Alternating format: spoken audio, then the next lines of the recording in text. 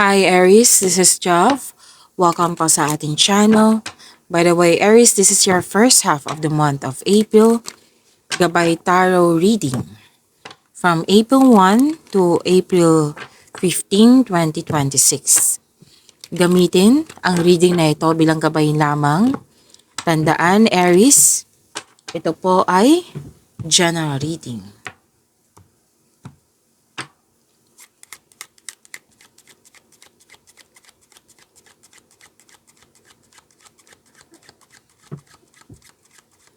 Mga parating pa para kay Aries, April 1 to 15, 2026.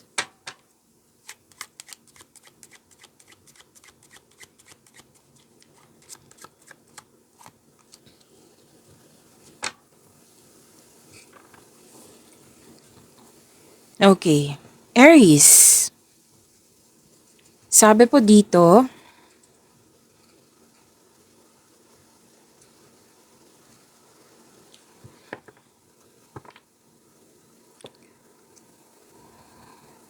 mood swings. Mood swings yung nakikita ko dito or upset. Na-disappoint ka. Kasi may kailangan hintayin. So, sinabi naman ng card dito na kailangan hintayin. So, sinusubok yung pasensya mo dito. May nakita rin akong loss of connection sa dalawang card na ito. Pwedeng na mismo or pinag-usapan nyo, kaya naalala mo.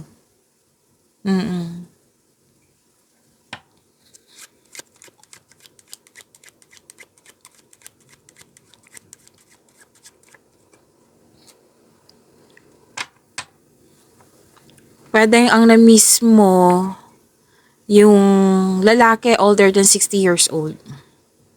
Yes. Na, kasi the past remembering na a situation that must be accepted. Yan. Na parang may feeling of abandonment, like pwede ngang nagkaroon kayo ng loss of connection or nagkaroon ng separation or matagal na kayong hindi nag-uusap.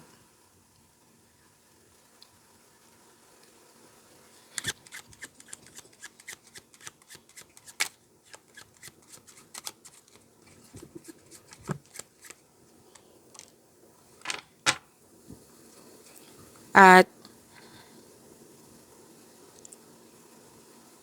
may energy dito na ikaw yung nagbigay ng advice at may energy din dito na ilan sa inyo, ikaw yung nakatanggap ng advice. Okay?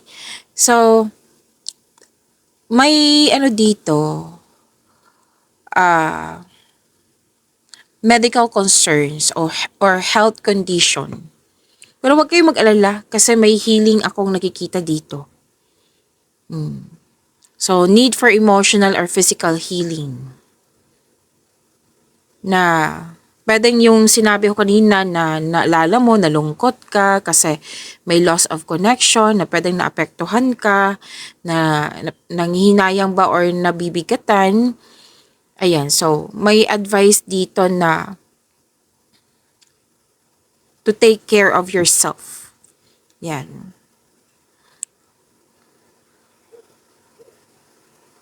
Para din, nagpa-check up ka sa doktor ngayon.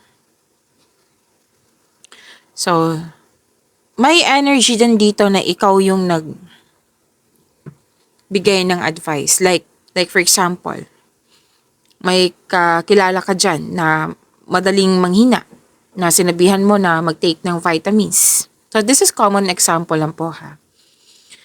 Tapos, sinabihan mo na madali ka mapagod, kailangan mo ng vitamins pero magpa-check up ka sa doktor para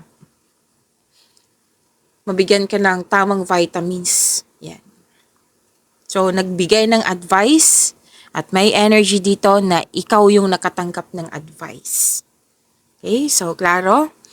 Yan. So, this is medical concern pero may healing po. Huwag kayong mag-alala.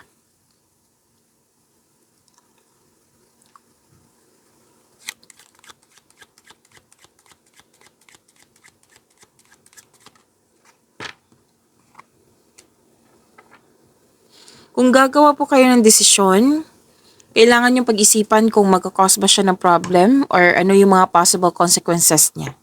Kasi kung hindi kayo, kumbaga, magkaroon ng time for reflection or pag-isipan ng mabuti, kung magpabaya kayo, nakikita ko yung pagsisisi dito. So, pag-isipan ng mabuti.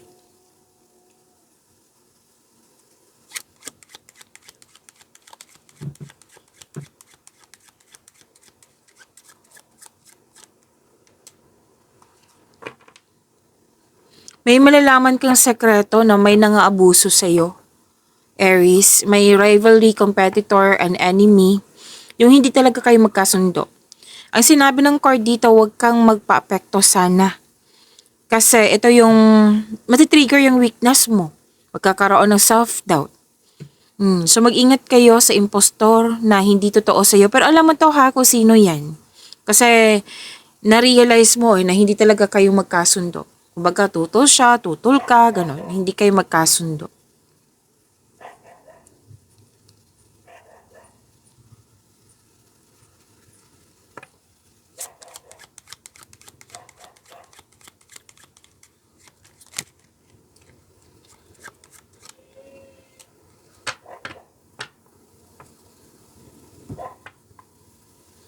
Okay, so sabi po dito na may handang tumulong sa'yo. Like too submissive, tumulong. Pwedeng babae to. Nag-uusap nga kayo tungkol sa domestic matters. Masyadong obedient. Yan, na mag-a-assist to sa'yo.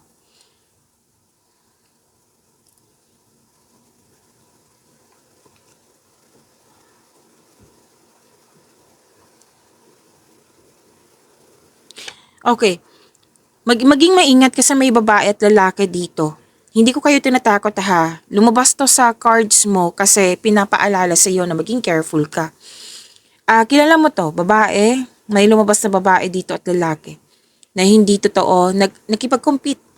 Aries. Nakipag-compete, nagko-compare. Yan. Pwede din na, yes, dalawang card kasi nagsabi an enemy. So, hindi siya totoo. Kilala mo to, kaya mag-ingat kayo sa kanya. Nangingialam, nakisawsaw. Yan. So, sana'y ma-overcome po ito, Aries. Hingin tayo ng message para sa inyo, Aries, ngayong April 1 to 15, 2026.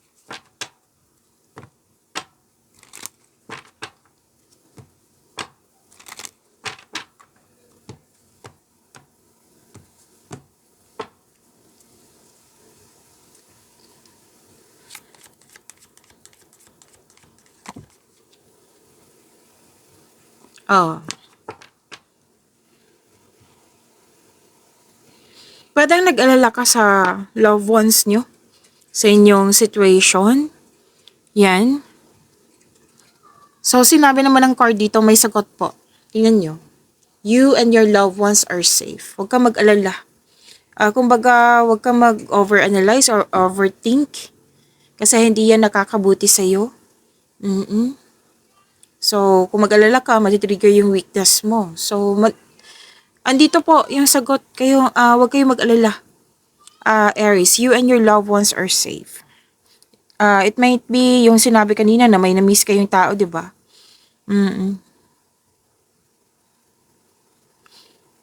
Kasi this is emotional renewal, focusing on safety, home, and nurturing. Yan. Kailangan mong magkaroon ng time for reflection, Aries. Makatulong po ang time for reflection sa pag-stop ng overthinking. And mindfulness cues. Okay, so you and your loved ones are safe. Claim po, Aries.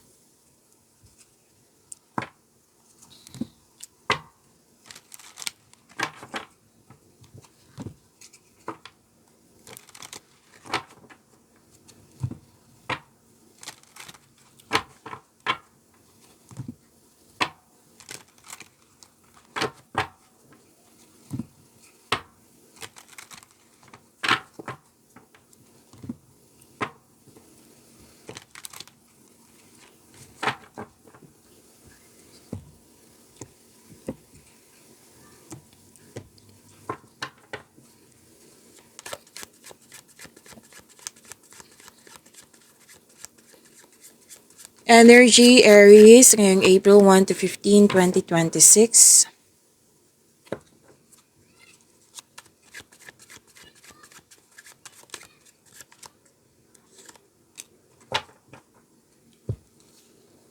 Aries, maraming salamat po sa mga hindi nag-skip ng ads.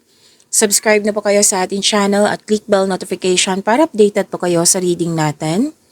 Para po sa mga gusto magpa-reading po, comment po kayo ng personal reading and check my reply sa comment section.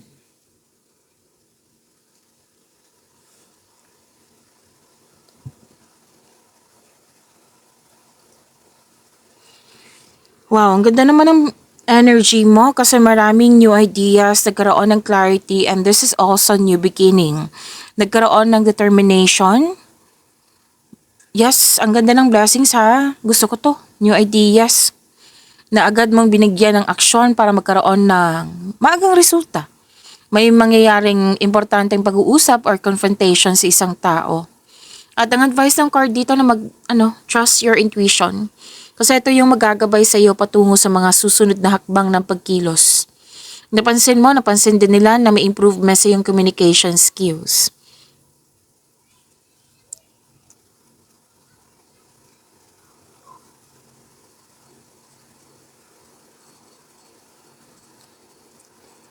Wow, success and enjoyment, a time of enjoyment and you're feeling safe.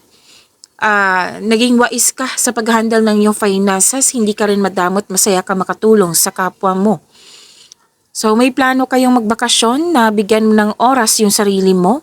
And sinabi naman ng card nyo dito na deserve mo ito dahil naging masipag ka sa iyong buhay karera.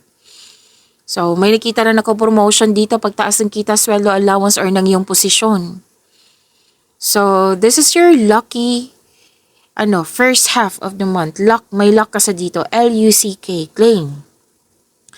Lahat ng tinanim mo, nagbo-bloom. Financial stability, nakikita ko rin dito.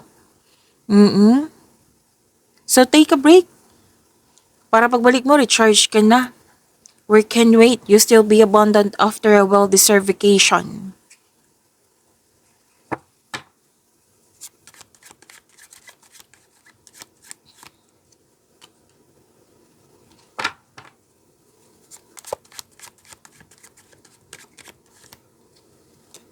Ganda naman ng blessings mo, Aries.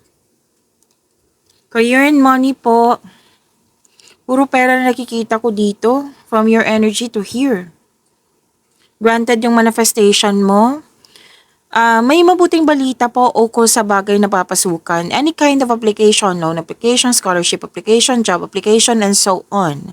Natanggap po. And some of you, kakasimula ng negosyo, ng trabaho, at ipagpatuloy niyo po ito. Oo, kasi magkakaroon po ng self and financial growth. Maging bukas din kayo sa mga advice ng mga wiser po, ng mentor nyo, kasi makatulong sila sa iyong career and money. So, some of you, dinedevelop nyo po yung hobbies and skills nyo para pangdagdag income. You're very tutok sa inyong mga ginagawa nyo ngayon. You're putting effort without rushing, na hindi kayo nagmamadali.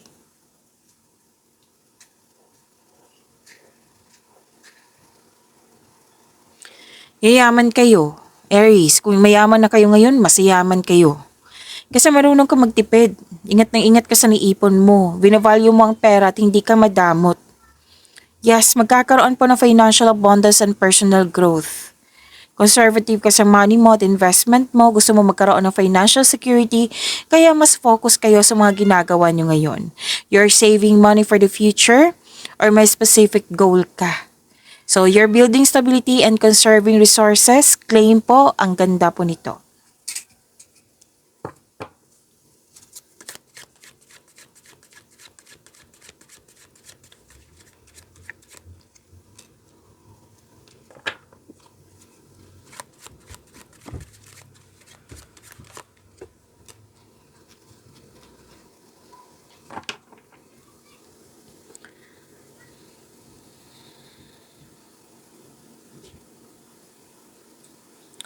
Para sa mga single, you should take a chance sa love. Huwag kang matakot ma-in love ulit. By the way, nasa love reading na tayo. love life, self-love, partnership, and romance. Para sa mga relasyon sa buhay mag-asawa na mukhang may tampuhan the other day, so ang advice ng card dito, leave the past behind. It's never too late to begin again. Mag-usap po at magpatawad. By the way, Aries, huwag niyong kalimutan na mag-subscribe sa channel natin at i-click yung bell notification para updated pa kayo sa reading natin. At huwag niyong kalimutan yung weekly Gabay Tarot reading nyo at yung monthly Gabay Tarot reading nyo, month of April. Oo, kung gusto niyo panoorin, andito lang po sa channel natin, hanapin niyo po.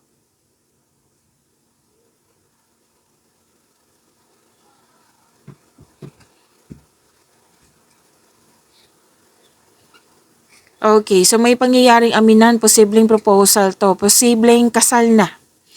And sa mga single dito na mukhang excited kayong kilalanin yung bagong tao sa inyong buhay, so ang advice ng card dito, take things slow, kilalanin mo muna.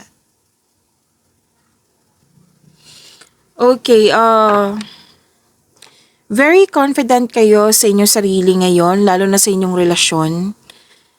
Very passionate sa gusto sa buhay.